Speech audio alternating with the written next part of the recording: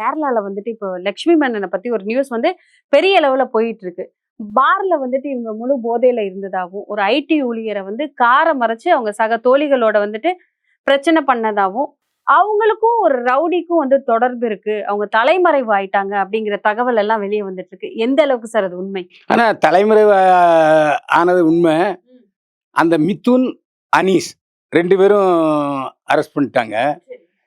இவர் வந்து anticipatory fail வாங்கியிருக்காரு, முன்ஜாமீன் வாங்கியிருக்காரு. ஆனா இந்த முன்ஜாமீன்ங்கிறது ஒரு தற்காப்பு நடவடிக்கை தான்.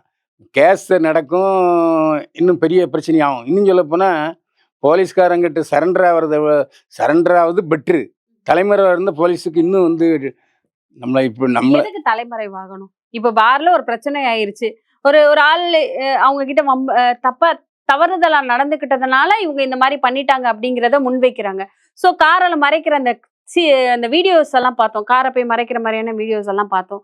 இதுக்கும் தலைமறைவாகிறதுக்கும் என்ன சார் காரணம்? நீங்க சொல்ற மாதிரி லட்சுமி மேனன் வந்து குடும்ப குத்துவிளக்கு அல்ல.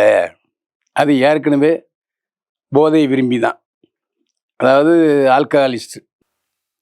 பெரும்பாக்கத்தில் ஒரு நகைச்சுவை நடிகர், கருப்பாக இருப்பார், வளர்ந்து வர்ற நடிகர். அவர் ஒரு பர்த்டே கொண்டாடி இருக்காரு. அந்த பர்த்டேக்கு கும்கி லட்சுமி மேனன் போய் ஒரே அலப்பறை பண்ணி மயங்கி விழுந்துட்டு, அப்புறம் அதை வீட்டில் கொண்டு தூக்கி போட்டாங்க. இதை நான் செய்தியாக சொன்னேன். சொன்னோன்னே அந்த நகைச்சுவை நடிகர் வந்துச்சுன்னே அப்படின்னு சொன்னார். எப்பா உண்மையெல்லாம் என் பேரில் கம்ப்ளைண்ட் கொடு நடிகர் சங்கத்தில் போய் அப்படின்னு விட்டுட்டார். ஆனால் அதுக்கப்புறம் ஒரு 3 மாதம் கழித்து லட்சுமி மேனனை பேட்டி கொடுத்தது என்னை வந்து குடிகாரி என்னை சொல்லி என்னை ஒதுக்கிட்டாங்க, யாருமே என்னை கூப்பிடலை.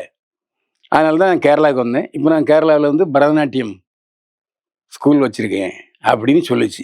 என்ன, அதாவது நடிகைகள் தண்ணி அடிக்கிறது பெரிய விஷயம் இல்லை, அது தப்பும் இல்லை. அதுக்காக தான் பார் வச்சுருக்காங்க. பாரில் போய் தண்ணி அடிக்கிறது தானே பார் இருக்குது.